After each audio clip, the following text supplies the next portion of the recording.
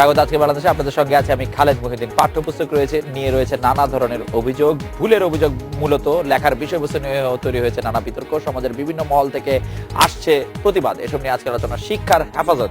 কথা বলতে স্টুডিওতে আছেন শিক্ষাবিদ অধ্যাপক হায়াত মাহমুদ, আছেন আওয়ামী লীগের সংসদ সদস্য নজরুল ইসলাম বাবু, বাংলাদেশ আদিবাসী ফোরামের সদস্য সদস্য সঞ্জীব রং এবং হেফাজত ইসলামের বাংলাদেশের যুগ্ম মহাসচিব মুফতি ফয়জুল্লাহ আছেন আমাদের সাথে।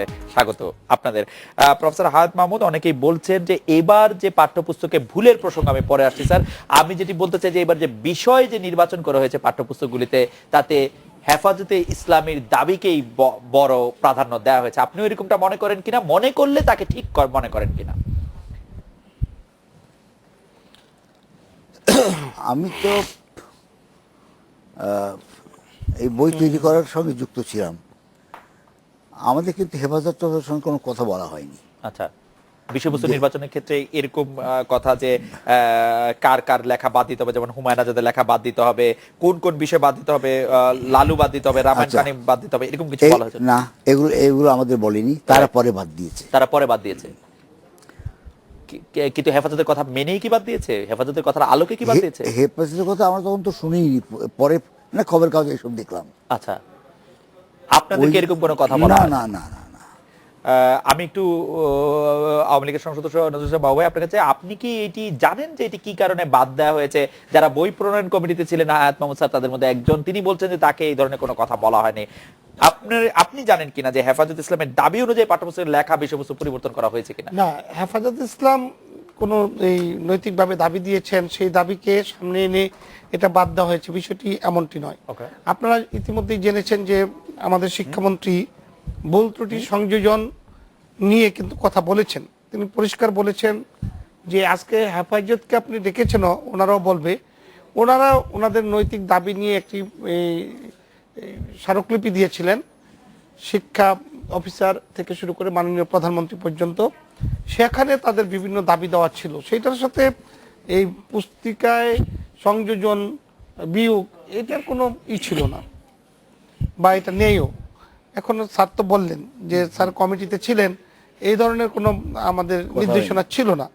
এখন দেখা গিয়েছে পৃষ্ঠা অনুযায়ী বই ছাপানো হয়, অনেক সময় সংযোজন হয়, বিয়োগ হয়।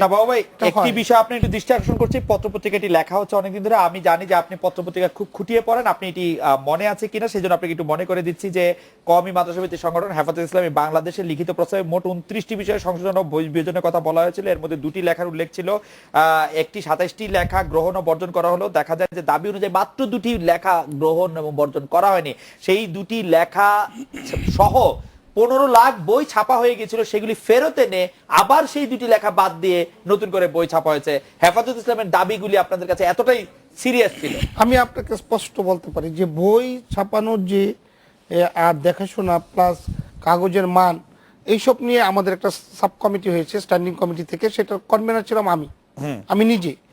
আমি কিন্তু এটা আজকেই আপনার কাছে প্রথম শুনলাম এবং এই নিউজটা আমি প্রথম দেখেছিলাম। আমরা বই 15 লক্ষ ছাপানোর পরে আবার নতুন করে বই ছাপানো, এরকম কোনো ঘটনা ঘটেও নাই। এবং আমি সবসময় সচেতন ছিলাম, কারণ আমি প্রেসে গিয়েছি, বিভিন্ন মিডিয়াও দেখিয়েছে যে আমরা এই প্রেশার করতেছিলাম যে আমরা যথাসময় বই পাবো কিনা, 1 তারিখের উৎসবটা আমরা ঠিকমতো করতে পারবো কিনা, সেটা নিয়েই ছিলাম ব্যস্ত। অনেক প্রেসে যখন আমরা বুঝতেছিলাম যে এই বিষয়টি কি তাহলে মিথ্যা? সপ্তম অষ্টম শ্রেণীর 2টি পাঠ্য বই ছাপা হওয়ার পর জাতীয় শিক্ষাক্রম ও পাঠ্যপুস্তক বোর্ড, আমি বিষয়টাকে মিথ্যা বলবো না। আমি মনে করি যে সব কথাই তো সত্য হয় না, অসত্য কথা অনেক সময় লেখা হয়। এই কথাটি কি অসত্য? হেফাজত ইসলামের দাবি অনুযায়ী আমার কথাটা সত্য যে আমরা কোনো বই 56 বই বাতিল করিনি, এটা আমার সত্য। গুদামে রেখে দিয়েছেন, নতুন করে বই ছাপা করছেন, এরকম এরকম যদি আপনার কাছে কোনো তথ্য থাকে? আমার কাছে তথ্য আছে, আমার কাছে আজকে একটি জাতীয় দৈনিকে ছাপা হয়েছে এরকম একটি তথ্য। না, ওইরকম কোনো ঘটনা ঘটেনি। আপনি জানেন যে বই ছাপানো হলে অনেক ক্ষেত্রে দেখা যায় যে অস্পষ্ট হলে, কোথাও প্রিন্টিং মিস্টেক হলে, সেগুলোকে যাচাই বাছাই করে অনেক সময় বই বাতিল হয়। কিন্তু আমরা যেই অনুপাতে এই ছাপানোর নির্দেশনা থাকে, সেইটাই কিন্তু আমরা তত পরিমাণ বই গুনে নিতে হয়। সপ্তম অষ্টম শ্রেণী আনন্দ পাঠ 2বার ছাপা হয়েছে। সপ্তম শ্রেণীর বইটিতে একবার ছাপা হয়েছে লালু গল্প দিয়ে, আরেকবার ছাপা হয়েছে লালু গল্প ছাড়া। হেফাজতের দাবি ছিল লালু গল্প ছাড়া সেটি ছাপানোর জন্য। যে ফ্যাক্টরি মানে জুবার ছাপা হয়েছে 15 লাখ ছাপার পর আবার নতুন করে ছাপা হয়েছে। এটা আমার নলেজে নেই এবং আমরা জানি না। আমি একটু সঞ্জীব রং স্যারের নলেজ আছে কি? জনাব সঞ্জীব রঙের কাছে যেতে চাই। জনাব সঞ্জীব রং, আপনি দেখছেন কিনা যে বাংলাদেশে পাঠ্যপুস্তকে পরিবর্তন, সংযোজন, বিয়োজনের ক্ষেত্রে হেফাজতে ইসলামীর যে ইনপুটগুলি নেওয়া হচ্ছে সেটাকে আপনি আসলে কিভাবে দেখছেন? অনেক ধন্যবাদ। আপনি যে দুইটা রিপোর্টের কথা বলেছেন, জি। সম্ভবত প্রথম আলোর এটা তারা ধারাবাহিক দুইটা রিপোর্ট করেছে, গোলমেলে পাঠ্যবই হ্যাঁ, 1 এবং 2। আমি দুটা পড়েছি এবং এর বাইরে ধরেন এই পাঠ্যপুস্তকে যে ভুল ত্রুটি এবং ভুল হয়, প্রতি বছরই ভুল হয়, কিন্তু ধরেন চিন্তার ভুল বা ভাবনার ভুল বা কিছু লক্ষ্য উদ্দেশ্য নিয়ে সেগুলো কিছু কিছু বিষয় বাদ দেওয়া হয় কিনা বা নতুন কোনো বিষয় যুক্ত করা হয় কিনা, এই বিষয়ে কিন্তু প্রতিবাদ হচ্ছে, যেটা আপনি নিজেও বলবার চেষ্টা করেছেন। আমি যেটা দেখি সেটা হলো যে যে বিষয়গুলো কিছু বাদ দেওয়া হয়েছে এবং নতুন যে বিষয়গুলো যুক্ত হয়েছে এটা হতে পারে, কিন্তু ধরেন যে বিষয়গুলো বাদ দেওয়া হয়েছে সেই বিষয়গুলো কি আসলে, যেমন আমরা যারা বলছি যে এগুলোর মধ্যে একটা প্রগতিশীলতা, আধুনিকতা বা একটা অসাম্প্রদায়িক কি বলে চেতনা, মূল্যবোধ কি বলে প্রমোট করার একটা বিষয়গুলো ছিল, কিন্তু সেগুলোকে বাদ দিয়ে হতে পারে এটা ধর্মীয় বিষয়গুলো প্রমোট করবার বিষয়গুলো যুক্ত হয়েছে, এবং সেগুলো কিন্তু আজকে এই যে ধারাবাহিক যে দুইটা রিপোর্ট করা হয়েছে সেই রিপোর্টের মধ্যে কিন্তু এই বিষয়গুলো আছে। তো সেই জন্য এটা মনে হতে পারে যে ভুল ত্রুটি হবে, সেটা সংশোধন হবে, যেটা আমাদের এমপি মহোদয় বলেছেন, সেটা একটা দিক। কিন্তু আমরা ইচ্ছাকৃতভাবে এই যে শিশুদেরকে তাদের মানস কাঠামো গড়ে তুলবার জন্য তাদেরকে একটা অসাম্প্রদায়িক আধুনিক চেতনায় তাদেরকে কি বল মূল্যবোধে তাদেরকে এগিয়ে নিয়ে যাবার জন্য সেটা করছি কিনা, সেটা কিন্তু খুব গুরুত্বপূর্ণ আমি মনে করি। প্রফেসর হায়াত মাহমুদ যেটি বলছেন যে প্রায় একই ধরনের কথা। জনাব নজরুল ইসলাম বাবু, আপনি জানেন যে আমাদের চট্টগ্রাম বিশ্ববিদ্যালয়ের অধ্যাপক মাহবুবুল হক বলছেন 2013 সালের পর্যন্ত এই পর্যন্ত সংশোধন পরিমার্জন যাই হোক না কেন তাকে কোনো কিছু জানানো হয়নি। অধ্যাপক মোহাম্মদ দানিউল হক বলছেন কয়েকজন মিলে বইটি চূড়ান্ত করে দেওয়ার পর 3 বছরে কেউ তাদের সঙ্গে যোগাযোগ করেনি, তাই কি পরিবর্তন বা সংযোজন হচ্ছে তিনি তা জানেন না। অধ্যাপক সমুদ্র শেখর বলছেন কেউই এই পরিবর্তনের বিষয়টি জানি না, আমরা শুধু সংবাদ মাধ্যম দেখে সেটি জানছি, উনাদেরকে জানানো হচ্ছে না, পরিবর্তন করে দেওয়া হচ্ছে। হেফাজত ইসলামের কথায় হেফাজত ইসলামীকে মনে হচ্ছে খুবই খুশি, তারা সন্তুষ্টি প্রকাশ করেছেন বইয়ের মধ্যে এই পরিবর্তনগুলির জন্য। আমাদের সাথে মুফতি ফয়জুল্লাহ আছেন। মুফতি ফয়জুল্লাহ, আপনি যে পরিবর্তন হয়েছে তাতে আপনি সন্তুষ্ট কিনা সেটি আমাদেরকে যদি একটু জানান। আমি প্রথমত মনে করি, ধন্যবাদ আপনাকে, এবং আপনার সাজেশনে পরিবর্তন হয়েছে কিনা। আপনাকে ধন্যবাদ। দর্শক শ্রোতা সবাইকে ধন্যবাদ জানিয়ে আমি আমার আলোচনা শুরু করছি এভাবে যে এখানে আসলে পরিবর্তন হয়নি, যে পরিবর্তনটা 2010-এর পরে আনা হয়েছিল সেই পরিবর্তনটাকে আবার পরিবর্তন করে একটা পূর্বাবস্থায় ফিরিয়ে নেওয়া হয়েছে, যেটা বাংলাদেশের মানুষ চায়। বাংলাদেশের সব মানুষ, যার পক্ষে আমি মনে করি 92% মানুষ যে দাবি করে আসছিল, তাদের চিন্তা চেতনা 92%-এর দাবি আপনি বুঝলেন কিভাবে? আমি বাংলাদেশের নাগরিক, বাংলাদেশের সারা দেশে আমি ঘুরি, এবং এই দেশের মুসলমান যারা আল্লাহতে বিশ্বাসী মানুষ, যারা পরিবর্তন করেছিল 2010 সালে, তারা মুসলমান ছিলেন, আল্লাহতে বিশ্বাস করতেন না। না, নিশ্চিতভাবে আমি সুনির্দিষ্টভাবে বলতে পারি যে তারা যারা করেছিলেন তারা সর্বোচ্চ মহলকে না জানিয়ে পাশ কাটিয়ে গুটি কয় মানুষ এই কাজটি করেছিলেন। যে বাংলাদেশের মতো একটি দেশে যেখানে 92% মুসলমানের চিন্তা চেতনার বিরুদ্ধে গিয়ে বাংলাদেশের সভ্যতা সংস্কৃতির বিরোধিতা করতে গিয়ে তারা এই কাজটি করেছেন। যেমন আপনি পাঠাবলি, এটা সংযোজন করা হয়েছে, লাল গরু সংযোজন করা হয়েছে, কার উদ্দেশ্যে, কাকে এটা শিক্ষা দেওয়া হচ্ছে? 92% মুসলমানের বাচ্চাকে, আমার সন্তানকে কাকে শিক্ষা দেওয়ার জন্য? আমি বলছি এটা গল্প না, আপনি এটা ধর্মীয় ভাবে অনুপ্রাণিত করার জন্য, ধর্ম বিমুখ করার জন্য এই কাজটি করা হয়েছিল। এটার মধ্যে না আধুনিকতা ছিল, আমি বলছি না ধর্ম নিরপেক্ষতা ছিল, না মানে আধুনিকতা ছিল, না প্রগতিশীলতা ছিল। এটা বাংলাদেশের বিরুদ্ধে গেছে। আমি বলি বাংলাদেশের বিরুদ্ধে, বাংলাদেশের বিরুদ্ধে এই কাজটি করা হয়েছে। যে আমরা একটি গল্প পড়লে সেটি আমি কেন গল্পটা আমি অন্যভাবে কেন আমি কোন গল্প বাদ দিয়ে করেছি? আমি হযরত ওমরকে বাদ দিয়ে করেছি, হযরত আবু বকর সিদ্দিককে বাদ দিয়ে কোথায় করেছি। মানে কাকে বাদ দিয়ে কাকে করেছি? দ্বিতীয় শ্রেণীতে, আপনি দ্বিতীয় শ্রেণীতে মহানবীর সবাই মিলে করি কাজ বাদ দেওয়া হয়েছে। তৃতীয় শ্রেণী থেকে হযরত আবু বকর সিদ্দিককে বাদ দেওয়া হয়েছে। চতুর্থ শ্রেণী থেকে হযরত ওমরকে বাদ দেওয়া হয়েছে। ওকে, আমরা টুকা দিলাম শিশর। আমরা এই জায়গার মধ্যে প্রফেসর হায়াত মাহমুদকে আপনি বলেন যে আপনারা 29টি আমি মনে করি আমরা 29টি বিষয়ে প্রস্তাব দিয়েছিলেন, সেই 29টি প্রস্তাব রেখেছেন কিনা সরকার? আমি বলছি যে বাংলাদেশের মানুষ চেয়েছে আর একটা সরকার, বাংলাদেশের মানুষ যা চাইবে তা করতে বাধ্য।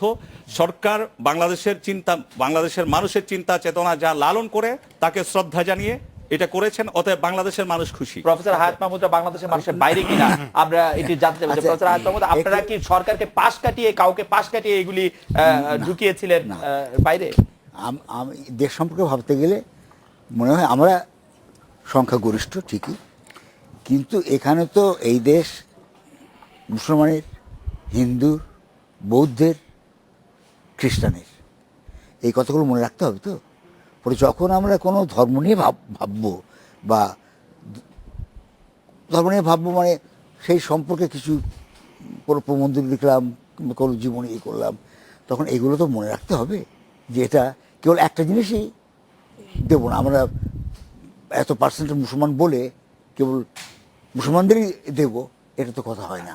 আমি সেই জায়গাটাতেই বলতে চাই যে আমরা 92% মুসলমান।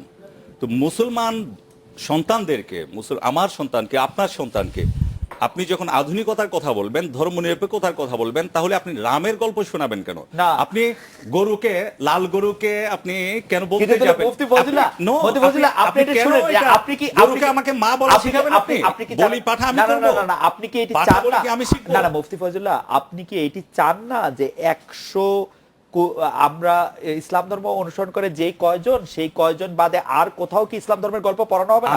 আমি নিশ্চিতভাবে বলছি যে দাদা, আর কোনো জায়গায় ইসলাম ধর্মের গল্প পড়ানো হবে না? না, নিশ্চিতভাবে বলছি আমরা সবাইকে পড়াইতে চাই না, বাধ্য করতে চাই না। আপনি এটা বাধ্য করছেন আমাকে, পাঠ্যসূচির মধ্যে এটা ঢুকিয়ে আপনি আমাকে বাধ্য করছেন যে এটা তোমাকে পড়তে হবে। আপনি আমার কচিকাঁচা শৈশব কৈশোরে আপনি আমার ছেলেকে এই বাধ্য করাটা কি বাংলাদেশকে খারাপ? এই বাধ্য করাটা কি খারাপ? নিশ্চিতভাবে খারাপ, নিশ্চিতভাবে খারাপ। তাহলে বাংলাদেশে যারা হিন্দু, খ্রিস্টান, বৌদ্ধ আছে তাদেরকে আপনি বাধ্য করছেন ইসলামের এগুলি পড়তে, সেগুলি খারাপ না? আমি বলছি তাদের জন্য, আমি বলছি স্বতন্ত্র তাদের জন্য আলাদা পাঠ্যপুস্তক দরকার হলে রচনা করা হোক, তাদেরকে তা পড়ানো হোক। কিন্তু আমি কেন আলাদা পাঠ্যপুস্তক শুধু আপনার গায়ে শক্তি আছে, আপনি সংখ্যাগরিষ্ঠ, সেই জন্য আপনি এইটা তাদেরকে পড়াবেন। আপনি বললেন যে সেইটা পড়া খারাপ, তাহলে আপনার ইসলাম ধর্মেরটা তার পড়াটা খারাপ হবে না? তো আমরা কখনোই এই দাবি করি না, জিন্দেগিতে করি না, কোনোদিন করব না। ইসলামের নেচার এটা কিন্তু নয় যে আমি বাধ্য করব। নিশ্চিত আমি বলছি যে আপনি আমার যে শিক্ষা ক্রম ছিল, আমার যে পাঠ্যসূচি ছিল সারা যুগ যুগ ধরে মানে বছরের পর বছর যেটা চলে আসছে সেটা বাদ দিয়ে আপনি আমাকে যে রাম শিখাবেন, তো সেটা থাকা উচিত ছিল না। কোনটা থাকা উচিত ছিল না? কারণ এটা তো 8% লোক তো এই বই পড়বে। আমি বলছি যে তাদের জন্য আলাদা আপনি ব্যবস্থা করেন, তারা পড়ুক তাদের ধর্মীয় বই। জনাব নজরুল ইসলাম, আমাকে পড়তে বলবেন না, আমাকে বাধ্য করবেন না। আপনি আচ্ছা, করতে পারবেন না, আপনি শুধু অন্যদের বাধ্য করতে পারবেন। নিশ্চিত আমি কাউকে বাধ্য করতে চাই না। আপনি ওদের ধর্মীয় বিষয়গুলো ওদেরকে পড়তে দেন, আমাকে আমার ধর্মীয় বই পুস্তক পড়তে দেন। বিষয়টি ভাই ফজলুল্লাহ ভাই যেটা বলেছেন আমি সেইভাবে বলবো না। আমি বলবো যে আমরা যখন স্ক্রিপ্ট করেন, এটা একটা কমিটি থাকেন, সকল ক্ষেত্রেই যোগ্যতা সম্পন্ন ব্যক্তিদেরকে নিরূপণ করা হয় যে কি হওয়া উচিত। কিন্তু বাবা কিন্তু ফজলুল ভাই, আপনি শুধু একটি বিষয় আপনি বললেন না যে 29টি বিষয় পরিবর্তন এসেছে, সেই 29টি আপনাদের দাবির পরিপ্রেক্ষিতে এসেছে। আমরা বলছি যে আমরা বাংলাদেশের মানুষের প্রতিনিধিত্ব করি বলেই আলেম ওলামা, দেশের তৌহিদি জনতা প্রতিনিধিত্ব আমরা করি, এটা এবং আল্লাহ প্রদত্ত দায়িত্ব আমাদের, এটা আমাদের করতেই হবে। যে ওনাদের কোনো দাবি দাওয়া বাংলাদেশ চেয়েছে, কিন্তু এনসিটিভি থেকে বলা হয়েছে যে ওনারা দাবি দাওয়া, ওনারা লিখিত দাবি দাওয়া দিয়েছেন, আপনি কেন এটা অস্বীকার করছেন? ওনারা লিখিত দাবি দাওয়া দিয়েছেন এবং আপনারা সেই দাবি মেনে নিয়েছেন, তো অসুবিধা কি? উনি তো আদর্শ, এটা আমি বলছি বাংলাদেশ ওনারা করেছেন এবং আপনাদের কর্তব্য আপনারা আমি বলছি বাংলাদেশ চেয়েছে এবং সরকারকে সেটা না, আপনাদেরকে দেখানো হয়নি তো, আপনাদেরকে দেখানো হয়নি। হেফাজতের দাবি আওয়ামী লীগ সরকার মেনে নিয়েছে। আমি আপনাকে বলতে চাই পরিষ্কারভাবে যে দেখেন, সরকার যখন পরিচালিত হয় তখন কিন্তু সারা বাংলাদেশের মানুষকে নিয়ে চিন্তা করা হয়। ধর্ম, বৌদ্ধ, হিন্দু, খ্রিস্টান, মুসলমান, আমরা সেই বিবেচনা করে কিন্তু ওই স্যারকে স্যার বলি না, আমাদের সবার শিক্ষকগুলি সেই জন্য স্যার। আমরা যখন স্কুলে যাই, কলেজে যাই, ইউনিভার্সিটিতে যাই, আমাদের সব টিচারই টিচার, কেউ হিন্দু টিচার, কেউ মুসলমান টিচার, এইভাবে বিবেচ্য বিষয় নয়, এবং এটা আমরা করিও না। আপনি ক্ষিপ্ত হয়ে কেন বলতেছেন? এই ফয়জুল্লাহ সাহেব মাওলানা মানুষ, উনি যেটা বলছেন, উনি বলছেন যে আমি ক্ষিপ্ত হচ্ছি না, আমি এটা বিরতি নিচ্ছি। আমি যেটি বলতে চাচ্ছি সেটি হচ্ছে যে মাওলা মুফতি ফায়জুল্লাহ সাহেবের যে কথা 29টি লেখায়, সেটি মেনে নিয়ে আপনারা এটি করেছেন, নাম্বার 1। নাম্বার 2 হচ্ছে মুফতি ফায়জুল্লাহ সাহেব বলছেন যার যেটি ধর্ম না সেই ধরনের ধর্মর কোনো কিছু পড়া সম্ভব না। আমি ওনার সাথে একমত হলে ইসলাম ধর্মের বিষয়ে সাধারণ আলোচনায় থাকতে পারে। আমি আপনার বিরতির পর, আমার ব্যাখ্যাটা আপনার কিন্তু বিরতির পর আমি আপনার এটা আমি পরে বলছি আপনাকে আমার কথা। ওকে, আমরা এটা বিরতি নিচ্ছি, আমরা ফিরছি একটু পরে।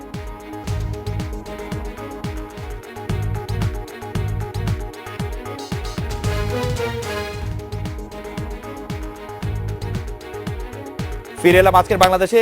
জনাব হায়াত মাহমুদ, প্রফেসর হায়াত মাহমুদ, আমি একটু আপনার কাছে আসতেছি যে অনেকগুলি বিষয় নিয়ে আসলে তর্ক আসছে যে পাঠ্য বইয়ের বিষয় কি আসলে আপনারা যারা পাঠ্য বই নির্ধারণ মানে বিষয় বাছাই করেন তারা করবেন, নাকি এই বিবেচনাটা অন্য কোনো রাজনৈতিক বা ধর্মীয় সিদ্ধান্তের ক্ষেত্রে হবে? আপনি কি মনে করেন যে এটি ঠিক আছে যেটি মুফতি ফয়জুল্লাহ বলছিলেন, নজরুল ইসলাম বাবু বলছিলেন যে বেশিরভাগ মানুষের চাওয়ার প্রেক্ষিতে? বেশিরভাগ মানুষের চাওয়া, বেশিরভাগ মানুষ কি পাঠ্য বই নিয়ে কথা বলছে? তা তো না। বেশি মানুষের চাওয়া সার্বিকভাবে ধর্ম আছে, এটা আছে, নানান কিছু আছে। আমি বা কেউ পাঠ্য বই, তার তো নির্দিষ্ট একটা লক্ষ্য থাকবে যে ছেলে, যেমন যে কোনো বাবা মাই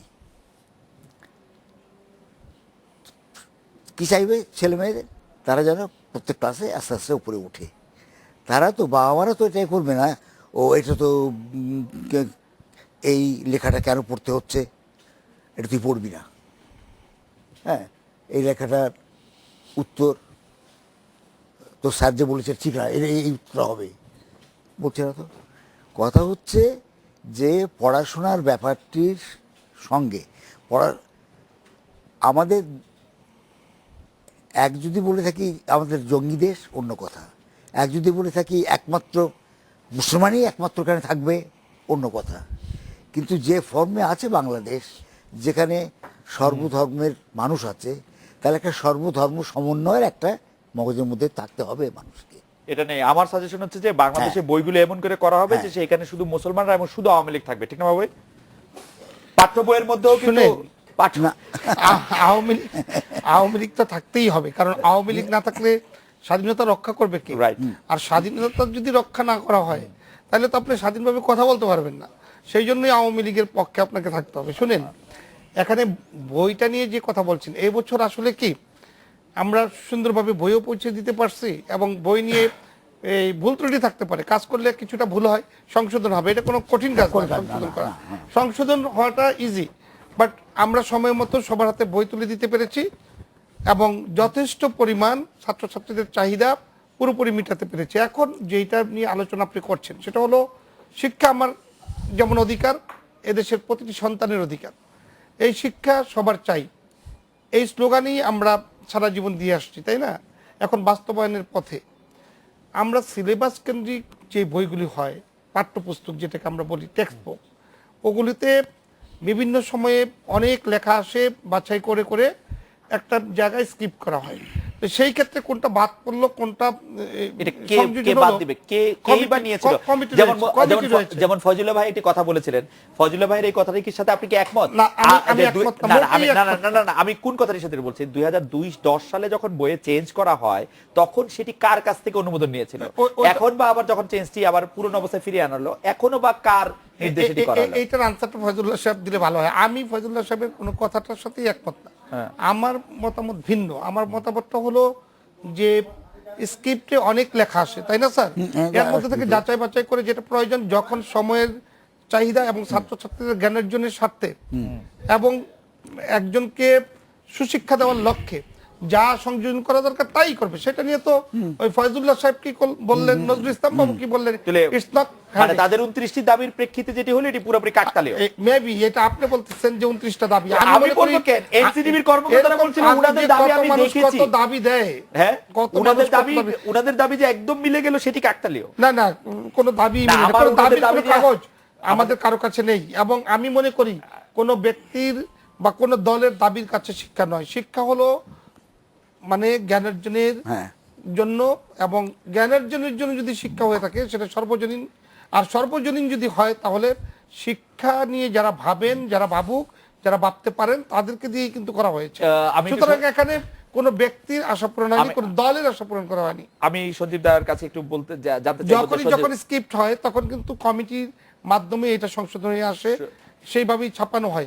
এখন আমরা যদি বলি এইটা না ছাপিয়ে এইটা ছাপলে ভালো হতো, এটা মানে আউট অফ কন্ট্রোল, আপনি এটা কি- সবাই বলতে বাবা পারে। আপনি কি খেয়াল করেছেন যে এই পাঠ্যপুস্তকে ভুলগুলি নিয়ে, সিলেবাসে চেঞ্জ নিয়ে কেউ কোনো দায়িত্ব নিচ্ছে না, কেউ বলছে না যে এটা আমি করেছি? শোনেন। আপনি কি এখন পর্যন্ত একটি লোক পেয়েছেন যে বলেছে এটা আমি করেছি? হ্যাঁ। হায়াত মাহমুদ স্যার কমিটিতে আছেন, হায়াত মাহমুদ স্যার বলেছেন যে তাকে জানানো হয়নি। শিক্ষামন্ত্রী পরিষ্কার বলেছে এই ভুলটা আমাদের হয়েছে, ঠিক আছে আমরা না, না, সেটি তো- সেটি তো তিনজনকে না না, শিক্ষামন্ত্রী suspend পরিষ্কার করা বলে হয়েছে। নাই, শিক্ষা ডিজাইনার তিনজনকে স্বাক্ষর ইয়া করা হয়েছে। শিক্ষামন্ত্রী বলেছেন এই প্রাথমিক শিক্ষা কাকে করা উচিত, হ্যাঁ কাকে করা উচিত? অবশ্যই স্যারদেরকে দিয়ে শুরু করা উচিত। স্যারদেরকে বলা উচিত যে স্যাররা কেন এই জিনিস ছাড়লো, তখন স্যাররা বলবে যে আমাকে দেখানো হয় নাই। না, স্যারদের সাথে নিশ্চয়ই স্যাররা না, স্যার তো এখানে বসে আছে। এই যখন ভুল ত্রুটি নিয়ে কথা হয়েছে, এটা যাচাই বাছাই কমিটি হয়েছে, তারা জি। দেখেছেন যে স্যারদের কোনো সমস্যা নেই, সেই কারণেই স্যারদেরকে তো না ডাকার না প্রয়োজন নেই। না আমার কোনো জিজ্ঞেস করেনি তো এই যে ব্যাপারে। স্যারকে জিজ্ঞেস না, করে নাই স্যারকে শুধু। তো জিজ্ঞেস করার প্রয়োজন নেই, কারণ স্যারদের ভুল থাকলে জিজ্ঞেস করতে না না, স্যারদের সম্পাদক তো স্যাররা, স্যারদেরকে সংযোজন বিয়োজন করলে আপনারা দেখাবেন না স্যারদের? দেখাতে হবে না।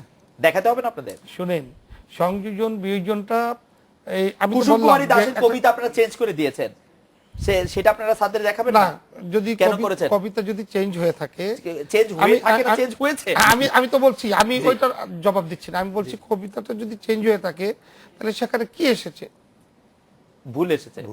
উনি উনি উনি যিনি যেই বাক্য লিখেছেন সেই বাক্য আসে নাই। আসে। আমাদের দেশে হবে সেই ছেলে কবে, আর এসেছে হচ্ছে আমাদের দেশে সেই ছেলে কবে হবে, ভুল হয়েছে, আর পরের না। চারটি লাইন আসে নাই। সেইটা নিয়ে তো আলোচনা হয়েছে, সেই কারণে তো সাসপেন্ড হয়েছে, সেই কারণে তো শিক্ষামন্ত্রী আপনাদের কাছে ক্ষমা চেয়েছে আমার মনে এবং হয় যে শিক্ষকদেরকে নির্দেশনা দিয়েছেন আমা- যে সঠিকভাবে পড়ানোর জন্য, আমার মনে হয় এবং যে- বলেছেন যে আমরা অল্প সময়ে সংশোধন করে দিব। তো এইটা নিয়ে তো আমার এই ঠিক মানে আছে। আমার মনে হয় না যে তেমন কোনো ক্ষতি হয়েছে। এখন ফয়জুল্লাহ সাহেব কি বলবেন সেটা ওনার ভাবে উনি বলবেন, কিন্তু আমার কথা হলো ভুল ত্রুটি হতেই পারে, সংশোধন হওয়াটা খুব কঠিন কিছু নয়। ওকে, কিন্তু আমি পাঠ্য বইয়ে ভুল ত্রুটি হওয়াটা সংশোধন হবে। একদম অবাঞ্ছনীয়। সঞ্জীবদা, আমরা বিষয়বস্তুতে যে ধরনের চেঞ্জ আসছে, চেঞ্জগুলি যারা করছেন তাদেরকে কি চেনা যাচ্ছে? আমি আসলে এখনো বুঝতে পারতেছি না চেঞ্জগুলি কারা করতেছেন। আপনার কাছে কি মনে হয়, সরকার করছেন, পাঠ্যপুস্তক বোর্ড করছেন, আমি এটা পড়েছি, সম্পাদকরা করেছেন? জি। আমি রিপোর্টগুলো পড়েছি। এখানে তো আপনি যেটা বলছেন যে আসলে দায়িত্ব কেউ সেভাবে নিচ্ছেন না। কেউই বলছে না যে আমরা সেটা- আমার একটা অভিজ্ঞতা আছে, সেটা হলো আমি আপনার ওই যে আপনারা জানেন যে এবছর আমরা স্বাগত জানাই যে এবছর আপনার সরকার আদিবাসী হ্যাঁ আদিবাসী 5টি ভাষায় বই রচনার কাজটা সম্পাদন করেছেন। বইটি এখনো হাতে আসেনি, আমি আজকেও খোঁজ করেছি, কিন্তু এটা চূড়ান্ত হয়ে গেছে 5টি ভাষায়। তো এই ক্ষেত্রে যেটা হয়, আমি যেটা মনে করি আসলে এখানে এটা তো অনেকটা এবং ধরেন অন্ধদের জন্য বই ব্যবস্থা হয়েছে। এখানে যেটা হয় সেটা হলো যে ধরেন যারা লেখক এবং লেখকরা যখন জমা দেন, তারপরে যেমন গারো ভাষায় বইটা এবার বের হওয়ার কথা, আমি সেই কমিটির সদস্য আমি, এবং মিটিংও হয়েছে অনেকবার, কিন্তু শেষ পর্যন্ত আমাদেরকে আসলে দেখানোর কথা ছিল, কিন্তু আসলে সেটা হয় নাই। তো এই ধরনের কিছু কিছু বিষয় থাকে যে ধরেন এই যে গারো ভাষায় যে 5 জন লেখক ছিলেন, তাদের একজনের সাথে আমি আজকে কথা বলেছি, শেষ পর্যন্ত তাদের একজনকে কি বলে একটা অনুষ্ঠানে ডেকে বলা হয়েছে যে আমরা বাকি সবাইকে আর দেখাতে পারছি না, অন্তত আপনি একটা কি বলে একটা আপনি লিখেন যে কি বলে এটা এখন ছাপা হোক, আমি অনুমতি দিচ্ছি। এটাও খারাপ কথা। হ্যাঁ, মানে একজনকে শুধু, বাকিদের সেটা করতে পারে নাই। আর আমরা যারা ছিলাম, কথা ছিল যে এই লেখকেরা পরবর্তী সময়ে সবার সাথে কথা বলে এটা চূড়ান্ত করবেন। এটা আমার ধারণা, ওই যে একটা চাপ থাকে যে 1 তারিখের মধ্যে বই বের করতে হবে, এটা দ্রুত। বিরাট একটা আয়োজনের ব্যাপার থাকে, রাজনৈতিক সাফল্য দেখানোর একটা বিষয়গুলো থাকে, এটা একটা গুরুত্বপূর্ণ দিক। ওকে, আরেকটা হলো আমি বলি যে এই যে ভুল ত্রুটিগুলো হয়েছে, এবং আমি যে কথাটা, আমাদের মুফতি সাহেব এখানে আছেন এবং আমাদের এমপি মহোদয় স্যার এখানে আছেন, আমি যেটা বলতে চাই সেটা হলো যে আমাদের উচিত হবে পাঠ্যপুস্তকে আমাদের যে কোমলমতি শিশুরা থাকে এই দেশে, সকল শিশু যে ধর্মই হোক, মানুষ সকল শিশুর জন্য এমন কিছু বিষয়গুলো দেওয়া যাতে ওই শিশুরা এই দেশের সকল মানুষকে, সকল ধর্মের মানুষকে বুঝতে পারে। তারা শ্রদ্ধা করতে শিখে। সকল ধর্মকে তারা শ্রদ্ধা করবে, সকল সংস্কৃতিকে তারা শ্রদ্ধা করবে, সকল মূল্যবোধকে তারা শ্রদ্ধা করবে, এবং সবাই ধরেন একটা সুন্দর একটা কি বলে আধুনিক গণতান্ত্রিক অসাম্প্রদায়িক পরস্পরের প্রতি সহমর্মী এটা বাংলাদেশের জন্য তারা বড় হবে আমি মনে করি। সঞ্জিত আপনাকে ধন্যবাদ। আমি একটু ফজিলা ভাইয়ের কাছ থেকে জানতে চাইবো, ফজিলা ভাই আমরা একটা বিরতি নিই, বিরতির পর যখন ফিরে আসবো তখন জানতে চাইবো যে লালন শাহের দর্শন, সত্যেন সেন ও রণেশ দাশগুপ্তের মানব দর্শন, এস ওয়াজেদ আলীর লেখা মতো লেখকদের লেখা বাদ দেওয়ার ক্ষেত্রে যে আপনাদের সাজেশন ছিল বা আপনাদের দাবি ছিল বা সাধারণ যে 92% লোকের যে দাবি ছিল সেটির কি কারণ সেটি যদি আমাদেরকে একটু বলেন। আমরা একটা বিরতি নিয়ে ফিরছি আপনার কাছে।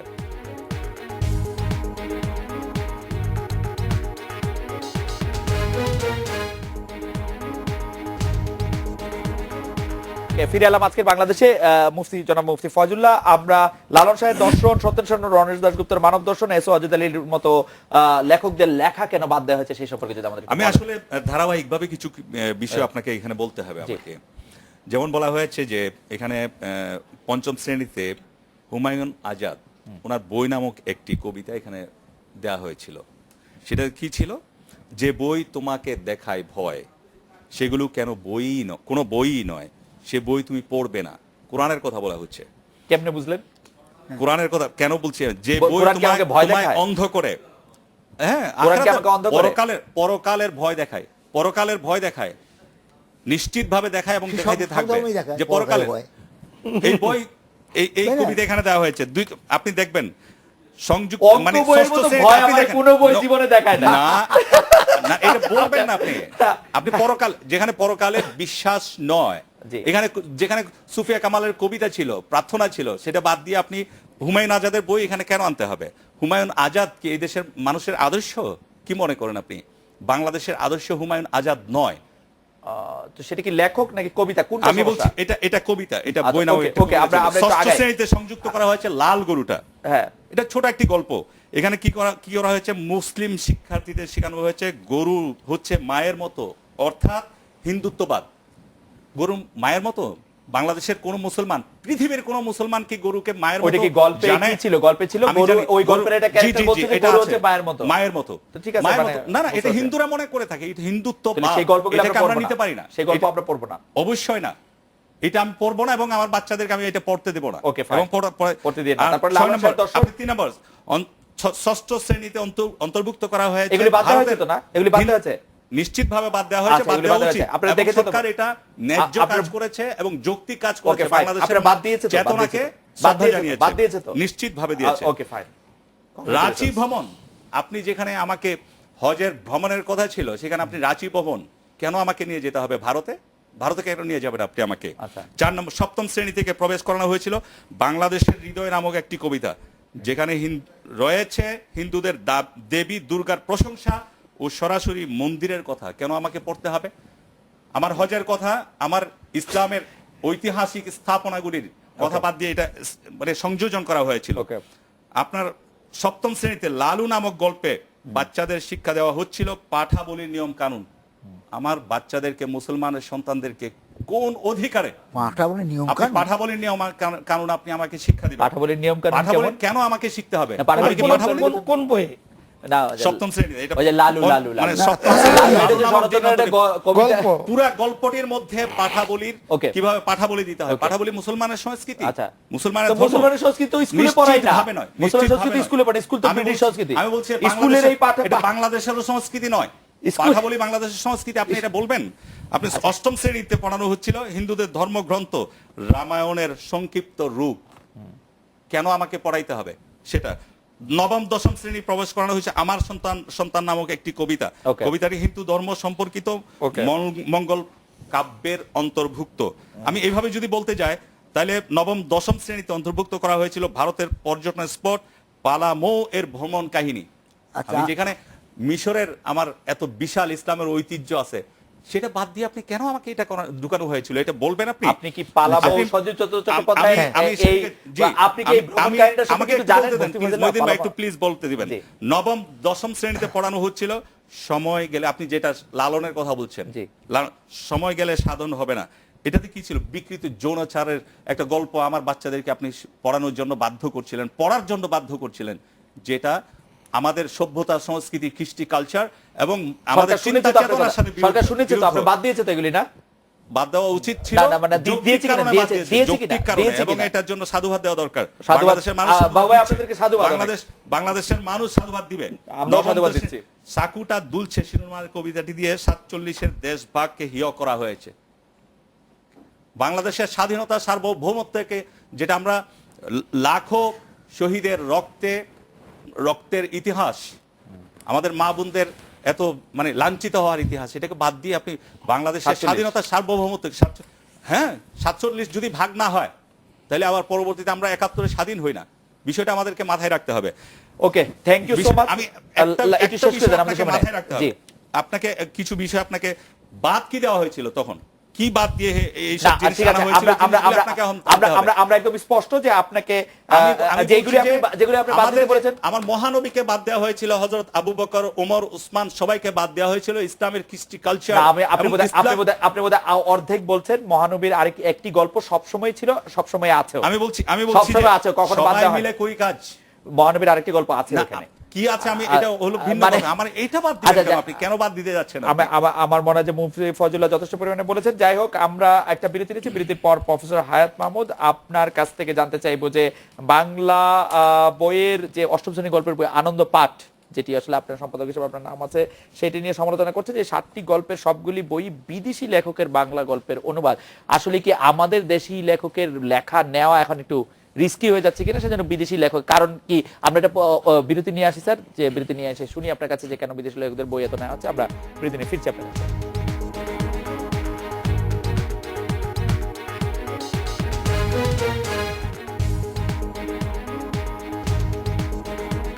ফিরে এলাম আজকের বাংলাদেশে। স্যার, আমি জানতে চাইছিলাম যে বিদেশি লেখকের গল্পের বাংলা অনুবাদ আমরা দেখছি আনন্দ পাঠে অনেক বেশি। আমরা দেশি লেখকের বই, দেশি লেখকের গল্প পাচ্ছি না কেন? নাকি আনন্দ পাঠে এটার উদ্দেশ্য কি ছিল? উদ্দেশ্য কি ছিল আমার মনে নেই। আমার ধারণা যে কোন ক্লাসের এটা, ক্লাস 8-এর আনন্দ পাঠ। কেমন? জি। আচ্ছা, আমাদের এখানে যে পড়াশোনার যে অবস্থা, অনেক ছাত্রছাত্রী খসে যায় 8 পর্যন্ত পড়ে। কেমন? রাইট। কেন 10 পর্যন্ত হলো, তারপরে ইন্টারমিডিয়েট, মানে বাপ মাকে ভাবতে হয় তো যে এখানে হয়ে গেলেই আর হবে না, কিন্তু 10 পর্যন্ত গিয়ে যদি করে তখন তো আরো টানতে হবে। তো ফলে 8 পর্যন্ত যে যতটুকু হতে পারে, ভাষা, ধর্ম ইত্যাদি সমস্ত কিছু নিয়ে আর কি, ওইটা মাথায় রেখে করা হয়েছে। ওইটা মাথা রেখে এটা করা হয়েছে। বাবু ভাই, আপনি কমিটির একজন সদস্য হিসেবে একটি প্রক্রিয়া, একটি মানে পদ্ধতিগত প্রশ্ন আপনাকে করতে চাই। সেটা হচ্ছে পাঠ্য বই পরিমার্জনের জন্য একটি ট্রাই আউট পদ্ধতি রয়েছে, যেটা হচ্ছে প্রান্তিক পর্যায়ে শিক্ষক, শিক্ষার্থী, ব্যবস্থাপনা কমিটি এবং অভিভাবকদের মত নেওয়া পদ্ধতি অবলম্বন করার। সেটি কি আপনারা করছেন?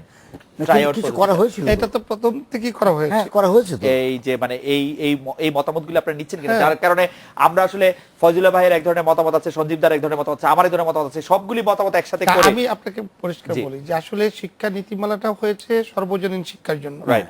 এটা কোনো ব্যক্তির কাছ থেকে পরামর্শ নেওয়ার বিষয় নয়। ওকে। তবে ছাত্র সমাজ কোনটা পছন্দ করতে চায়, শিক্ষকরা কোনটা পড়াতে স্বাচ্ছন্দ্য বোধ করে, তারপরে কোনটা পড়ালে সে তার নৈতিকতা গড়ে তুলতে পারবে, এই বিষয়গুলিকে গুরুত্ব দেওয়া হয়। খালেদ ভাই, এখানে শুধুমাত্র এই ইসলাম ধর্মকে ছোট করা হয়েছে, আরেক ধর্মকে বড় করা হয়েছে, এটা কোনো বিষয় নয়। এখানে টোটাল চ্যাপ্টার যখন আপনি একের পর এক আনবেন, দেখবেন যে এখানে সকল কিছুকেই এই যথাযথভাবে মর্যাদা দেওয়া হয়েছে। এইটাই হলো বাস্তবতা। আপনি চ্যাপ্টার থেকে একটা পৃষ্ঠা খুলে একটা কথা বললে সেটাই তো সমীচীন নয়। আর বিশেষ করে আপনাকে মনে রাখতে হবে যে, এবং আমি জানি যে আপনি বিশেষজ্ঞ মানুষ, সব বিষয়ে জ্ঞান রাখেন। না না, সাংবাদিকের কাজ হচ্ছে সব বিষয়ে খোঁজ রাখা, জ্ঞান রাখা না। জ্ঞানও রাখেন। না না, জ্ঞান রাখি না। দুইটাই শুনে জ্ঞান রাখি না। আমি আপনাকে যেটা বলবো সেটা হলো যে এই আমাদের কোন দলের সাজেশন মোতাবেক এই বই ছাপানো হয় না। কিন্তু বাবু ভাই, একটি বিষয় আমার এটা আমি শেষ করি, আমাকে শেষ করতে দিতে হবে তো। প্রশ্নটা করেন বাবু ভাই, এই 2013 থেকে 16 সালে হঠাৎ করে এই রামায়ণ কাহিনীটা আসলো কোত্থেকে? আসলে আমাদের গল্পের বই, আমি তো ক্লাস 8 এর পড়া আমার কথা মনে আছে, আমি তো রামায়ণ কাহিনী পড়ি নাই ক্লাস। তা আমরা যে গল্প পড়েছিলাম সেই গল্পগুলো কি অযৌক্তিক ছিল? না না, অযৌক্তিকের কথা বলছি না আমি। রামায়ণ কাহিনী হঠাৎ করে 2013 থেকে 2016 সালে আসলো কোত্থেকে, আমার প্রশ্ন হচ্ছে এটি। তখনকার কমিটি হয়তো না ভেবেছেন। না, আমি অন্য একটা কথা বলি, কেন আসলে আমি জানি না, কিন্তু মানে এইটাও আপনি যদি- জানেন না, মানে কেন আসছে রামায়ণ, এটা তো আপনি তখন রাইট, না, হ্যাঁ কমিটি ছিলেন স্যার, আমি জানি না স্যার জানেন কিনা। আমি মনে করি রামায়ণ, মহাভারত, ইলিয়াড, অডিসি যে কোনো শিক্ষিত লেখাপড়া যেন মানুষের পড়া দরকার। স্যার সেটি ঠিক আছে, কিন্তু কেমন? ক্লাস 8-এ হ্যাঁ। ক্লাস 8-এর পাঠ্য বইয়ে যে এটি নেওয়া হবে, এটি কার সাথে সে আলোচনা করে এই সিদ্ধান্ত নেওয়া হলো? তা যাই হোক, কিন্তু আমি মনে করি না এটি করা উচিত, কোনো সন্দেহ নাই। নেওয়া ভুল হয়নি। পড়াশোনা আমি নেওয়া, বলছি- আপনি মনে করেন যে নেওয়া ভুল হয়নি? না, আচ্ছা নেওয়া বাবা ভুল আপনি হয়নি। শেষ করেন, আমাদের খুব সময়। আমি মনে করি যে আপনারা যে আলোচনা এনেছেন এই আলোচনা সাপেক্ষে পর্যালোচনা করে যেখানে সংশোধন করা দরকার সেই সংশোধনের ব্যাপারে আমরা আবারও কথা বলবো। না, আপনারা তো সংশোধন করেছেন, আপনাদেরকে আমরা স্বাগত জানিয়েছি, ধন্যবাদ জানিয়েছি। আমরা সঞ্জীব দা আপনার কাছ থেকে একটু জানতে চাইবো যে এই যে ট্রাই আউট পদ্ধতি, সেই পদ্ধতিটা মানা হচ্ছে বলে কি মনে হচ্ছে আপনাদের, যে শিক্ষক, অভিভাবক এবং যারা কাজ করছেন? এই বিষয়ে কিন্তু অনেক আলোচনা হয়। আমি দেখেছি যে আপনার জাতীয় পর্যায়ে, তারপর অনেক সময় বিভাগীয় পর্যায়ে, স্কুল পর্যায়ে কিন্তু আলোচনা হয়।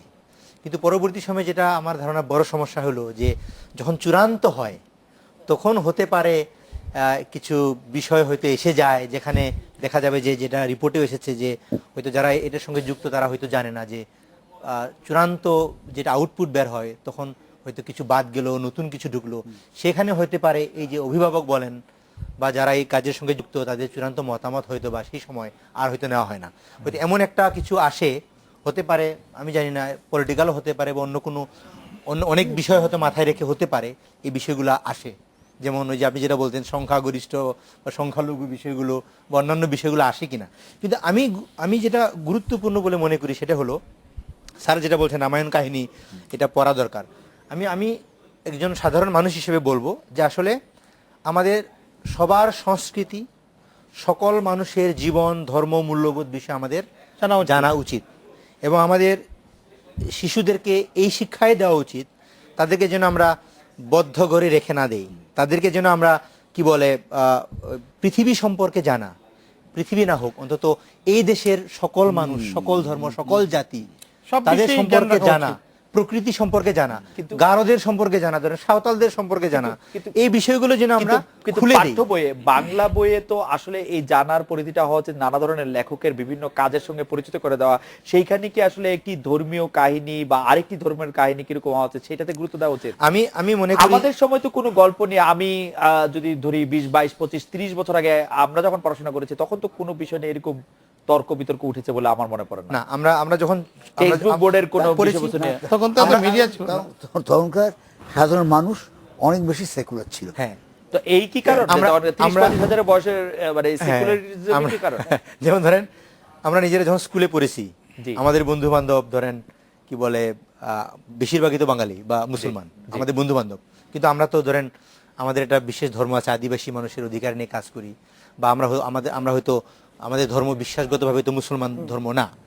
তো কিন্তু ধরেন সকল শিশুর সঙ্গে, সকল মানুষের সঙ্গে একসাথে। আমাদের এক ধরনের সম্প্রীতি কিন্তু ছিল। Okay.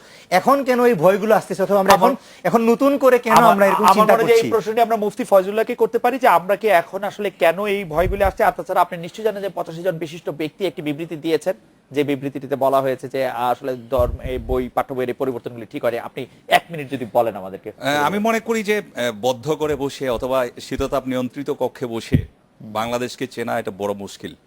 আপনাকে বাংলাদেশের গ্রামে গঞ্জে, শহরে, নগরে, বন্দরে পৌঁছতে হবে। বাংলাদেশের মানুষ কি চায়? বাংলাদেশের মানুষ, সব মানুষ অত্যন্ত ধর্মপ্রাণ, এরা আল্লাহ ভীরু, এরা সবসময় মানে তাদের ধর্মের উপর আক্রমণ, আঘাত এটা কখনো সহ্য করতে পারে না। আমি মনে করি যারা 85 জন বলেন আর 95 জন বলেন অথবা 185 জন বলেন অথবা 1000 জন বলেন, ওনারা শুধু যারা বলেন ওনারাই, ওনাদের সাথে বাংলাদেশের মানুষের কোনো সম্পর্ক আছে এটা আমি মনে করি না।